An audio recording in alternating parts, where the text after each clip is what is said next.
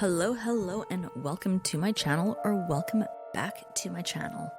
Today I'm going to be reading you a story called Captain Cash from the book True Crime Case Histories Volume 1 to 3. In the late 1990s, London had a thriving drug trade, and Ken Avery was a top-level heroin dealer living the high life. Avery was well-dressed, making money hand over fist, and was known for always having a briefcase full of cash with him, which earned him the nickname Captain Cash. Avery had been smuggling drugs, selling fake passports, and laundering money on a massive scale. In 1996, he was involved in an elaborate plan to smuggle $40 million worth of marijuana into the UK using a submarine. Avery was known as a playboy that showered women he was interested in with lavish gifts, once buying a woman a new car when hers could not be repaired. When he met London socialite Belinda Brune, he was instantly smitten. Belinda was the personal assistant to Bob Geldof's wife, Paula Yates, and was involved in the London drug scene as well. She had previously been arrested with the trunk of her car full of cocaine.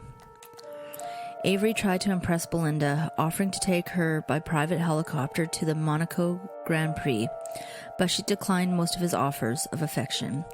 She did, however, accept his gift of a 4,000 Cartier watch. Avery was running a bond warehouse in London, which was perfect for his smuggling business, but on June 17, 1998, his extravagant lifestyle came to an end when he was caught with 25 kilos of heroin and led police on a high-speed pursuit. He was now facing over 20 years in prison, but police offered him a deal. They offered to reduce his sentence to 8 years if he helped put away the higher-level drug dealers he worked with. Avery took the offer, and his testimony helped put away 12 criminals in a cocaine ring with a business estimated to be worth over $2 billion. At his sentencing, the judge said, quote, "As a result of your cooperation, you will never again be trusted by your former colleagues. So you can't go back to a life of crime, and the immunity of those people will make your future life precarious. Those who turn against former associates should receive a very great reduction in their sentence," unquote. During his incarceration, one of his cellmates said, quote, "He knew there were contracts on his life, but he didn't seem to care. His attitude was, come on, let's get it over with. There was no way he was going to live quietly. Believe me, when he goes, he will go out with a bang," unquote. Avery was sentenced to 8 years, but only served 3 and was released from prison in 2002. After his release, he had very few friends and no money. He legally changed his name from Ken Avery to Ken Regan and moved in with his father in a tiny one-bedroom bungalow. In July 2002, Regan was looking for a way to create his next fortune when he came across a freight company based at Heathrow Airport called Seba Freight, which was owned by a man named Amarjit Chohan. Seba Freight was a very successful fruit importer. Though 45-year-old Neil Chohan was wealthy, he was a very modest man. Having over $2 million, he could easily afford an extravagant home, but he and his 25-year-old wife, Nancy, mother-in-law, and 2 baby boys lived in a tiny bungalow near the airport. Though he could afford a nice fancy car, Neil drove his 8-year-old Ford Escort to work every day. Neil and Nancy had recently started their family with their oldest son just 18 months old and the newborn just 2 months old. His employees knew Neil as a very easygoing boss. Most of them considered him a friend and described him as a happy-go-lucky. His relaxed demeanor came into play when Ken Regan came in to apply for a job. Though Regan was an ex-convict, Neil still gave him a chance. After all, Neil had spent a short time in prison himself for tax evasion. He believed that every man deserved a second chance at life and offered Regan a job as a driver. Ken Regan was a hard worker and quickly gained the trust of Neil Chohan and the other employees. After working for Seba for 6 months, Regan came to Neil with a proposal. He explained that he knew of some investors down in the Salisbury area near Stonehenge that were interested in buying Seba Freight. They were prepared to offer him £3 million, about $4.5 million at the time. The investors were fictional, though, and his story was just a plan to take over Seba Freight and use it for smuggling drugs again. Regan was determined to regain his drug empire again at any cost. Though Belinda Bruin hadn't contacted Regan during his 3 years in prison, he was still obsessed with the woman. She had since sold her home in Chelsea, London, and had moved to a large country estate in Devon. Regan visited her and took notice of her sprawling ranch. He told her that she should make some improvements, cut down some trees, build a nice secure wall with electric gates, and put in some drainage for the muddy roads that meandered through the property. She thought it was strange that he made all these suggestions for changes and thought nothing further of it. In early February, Regan drove to see Belinda and told her he had some news. He was planning on taking over Seba Freight and offered her £72,000 per year to manage it for him. He explained that she would only have to work 2 days a week, and she agreed. Neil initially wasn't interested in selling the company, but after speaking to his wife Nancy about the prospect, the two of them agreed it might be a good idea. She wanted him to retire and wanted to raise their children in India, where the schools were better than the UK. On February 13, 2003, Neil Chohan agreed to meet Regan's associates.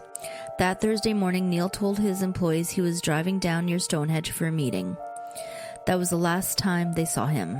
The following Monday morning, the employees of Seba Freight were called to an emergency meeting held by Ken Regan. He announced that Neil Chohan had agreed to sell the company and Belinda Bruin was the new owner. Regan said that Neil wished them well, but Nancy was in ill health, and he had decided to retire and move back to India to raise his family. He then showed them a bill of sale for the company, signed by Neil Chohan.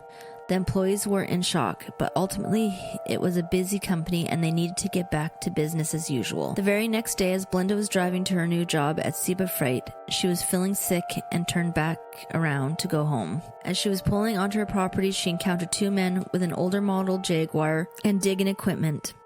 The men had a backhoe and they were digging a large trench on one of the roads on her property. Furious, she stopped the car and confronted the men to find out what they were doing. She had offered no work to be done. The men explained that Ken Regan had sent them to put in a drainage pipe and put gravel on the road. Belinda was furious, but Regan eventually convinced her to let him install the drainage. 12,000 miles away in New Zealand, Nancy Chohan's older brother, Onkar Verma, was getting worried. Though he hadn't seen his sister in 9 years, the two were still extremely close and spoke on the phone every day. On February 14th, he received a frantic call from his sister. She was terrified. She had received a call from a worker at Seba Freight that told her Neil had flown to Holland. Nancy knew that couldn't be true because she knew he didn't have his passport with him. Then she received a voicemail message from her husband in English. The two of them normally only spoke to each other in Punjab, never in English. The next day, Onkar tried to call his sister and his mother, but there was no reply. All calls thereafter came to an abrupt halt. Panicked, Onkar called Seba Freight and spoke to a manager there named Mike Parr. Parr told him that Neil and his family had sold the company and moved back to India. But Onkar knew that couldn't be true. Nancy and Neil would never do that without telling him. He knew something was horribly wrong. Parr even faxed Onkar a power of attorney document signed by Neil, which only alarmed him more. Neil's signature was more than just a scribble. On February 19th, Onkar emailed Scotland Yard to explain his worries, and they referred him to the missing persons unit. Quote, "I spoke to Nancy every day. There's never been a day when we did not speak. My sister rang me twice a day, my mom also, and every day.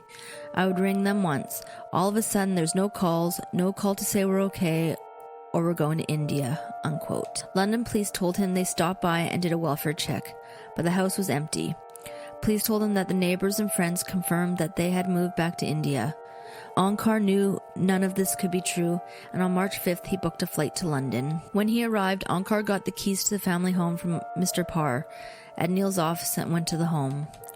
Quote, "The clothes were in the washing machine, the children's toys were on the floor, their feed bottles were there were cooked meals in the fridge. Everything said they had suddenly gone. I got more worried," unquote. Because Neil Chohan had been in jail for tax evasion in the past, Onkar believed that the police assumed he was in trouble and was running from someone. Quote, "I believe they racially stereotyped him, obviously.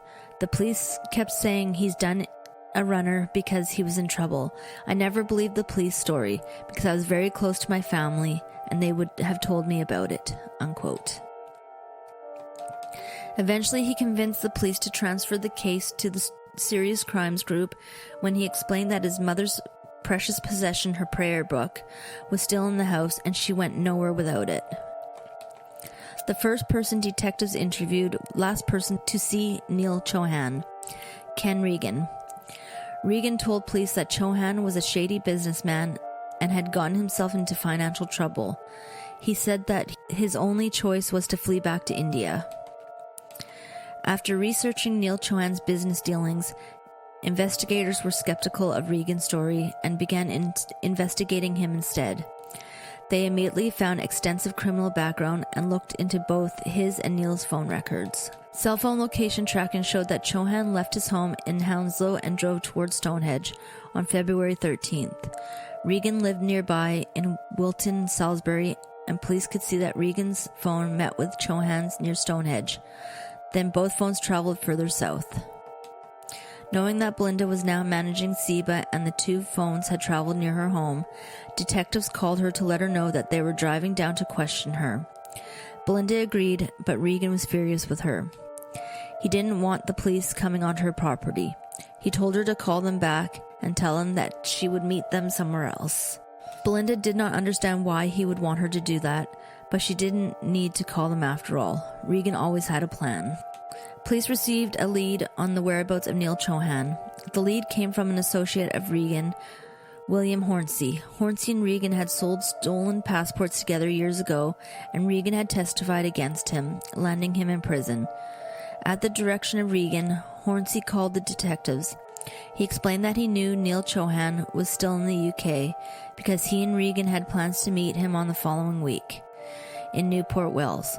He claimed Chohan wanted to buy 5 stolen passports from him. Rather than going to question Belinda, detectives now decided to wait a few days and see if Chohan showed up to buy the passports. They called Belinda and told her they wouldn't need to question her after all. Regan had still been pressing Belinda to put in more drainage on her property, and she had eventually agreed to let him put in a drainage ditch near the horse stables, so she wasn't surprised when she saw the 2 men she saw before showed up with the same backhoe.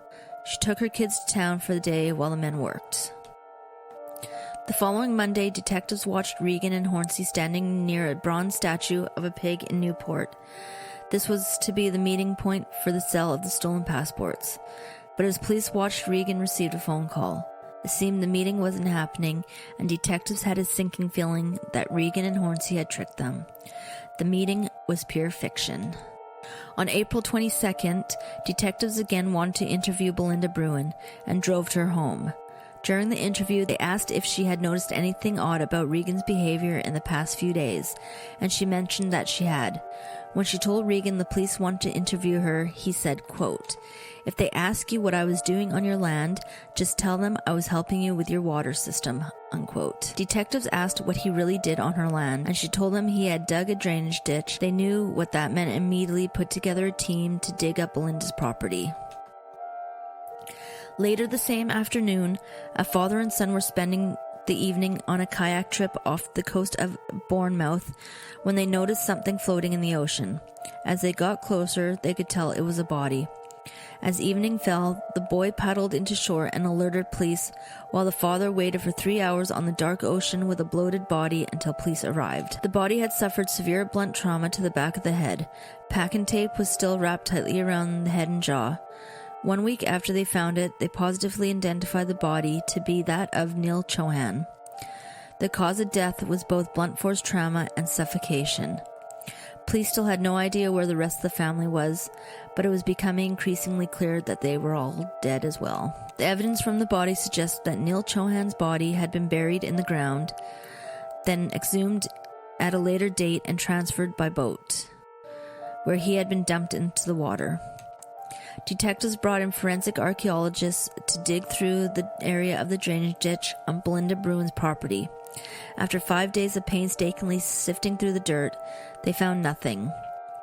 But the site was huge, so the forensic team continued searching.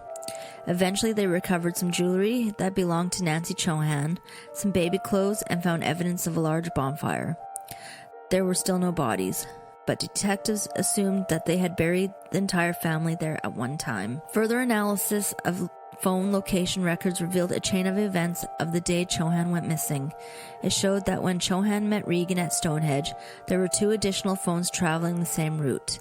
The phones belonged to William Hornsey and another career criminal, Peter Rees. By the time all 3 of the suspects were on the run, Ken Regan and William Hornsey had fled into mainland Europe, while Peter Rees was alone and in hiding in the United Kingdom. Peter Rees had checked into a boarding house and apparently had a guilty conscience. He confessed to a woman at the boarding house that the police wanted him for murder, but he didn't do it. He told her that Regan had killed all 5 of the Chohan family. The woman called the police, and Rees spent 3 days running from police, but was arrested in a pub in Colford. When police interrogated Rees, he refused to say anything about the Chohan family or his partners. 1 month after Rees' arrest, a second body was found by fishermen floating off the coast of the Isle of Wight. Autopsy results confirmed it was the body of Nancy Chohan. After 2 more months on the run in Spain, Regan fled to Belgium, where he was tracked down by police and returned to the United Kingdom. Hornsey was still in hiding, but after another month, he became tired of running and returned to the UK and turned himself in. Just 1 week later, the body of Nancy's mother, Charanjit Kaur, washed up on the Isle of Wight. In preparation for the trial, detectives collected more evidence. Vital evidence came from the movements of the cell phones. Hornsey's own son provided evidence, and a final clue came from Neil Chohan himself. By tracing the movements of the phones, they discovered that all 4 phones traveled from Stonehenge to Wilton in the Salisbury. The phones arrived at a small bungalow at the address 3 Forge Close. It was a small house that Ken Regan was sharing with his father. The men had held Neil Chohan captive there for the next 3 days. William Hornsey's son voluntarily provided a Lexmark color printer and a gray suitcase to the police. The suitcase contained 10 blank sheets of computer paper with Neil Chohan's signature on them. Regan had threatened Chohan while he had held captive and forced him to sign several blank sheets of paper. Regan wanted the signatures so he could then print documents for the takeover of Seba Freight and spare sheets to create additional forgeries in the future. The movement of the phones also showed that on February 15th, Regan and Hornsey then traveled back to London to the home of the Chohans. Nancy Chohan, her baby sons Ravinder and Devinder, and her mother Charanjit Kaur were all murdered in their own home on that day. Regan and Hornsey then rented a van and transported the bodies south to Belinda Bruin's property, where they buried them in the drainage ditch. The most vital piece of evidence came from Neil Chohan himself. While he was held captive at 3 Forge Close, Neil Chohan managed to find a letter in the house where he was being held. He carefully folded and tucked the letter into his right sock. Though it was damaged from being buried, then dumped in the ocean, the letter remained intact in his sock.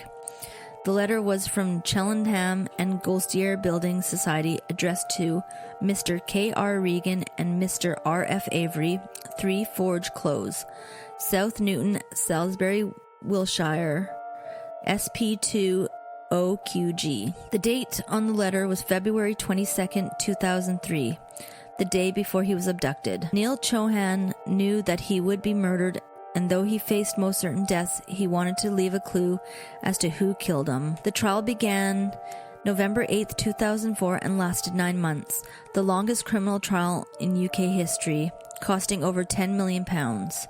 Prosecutors presented almost 4,500 exhibits of evidence. All 3 suspects pleaded not guilty and claimed to be falsely imprisoned. Peter Rees was convicted of Neil Chohan's murder but cleared of the other 4 murders and received 23 years in prison. Hornsey and Regan were both sentenced to 5 consecutive life sentences without the possibility of parole. The bodies of 18-month-old Devinder and 8-week-old Ravinder were never found. 11 years later, in 2016, police linked both Regan and Hornsey to the death of Michael Schallmack from Southampton. When Schallmack went missing in 1992, police and his family were told that he ran off to Europe and Nigeria with an unknown woman. The family received a handwritten letter from someone, allegedly calling herself Helen, saying that the 2 of them had been living together in Europe. However, the last person to ever see Michael Skolmak was Kenneth Regan. Thank you for listening. If you like this type of content, please consider subscribing and liking my channel, and I will see you on the next one.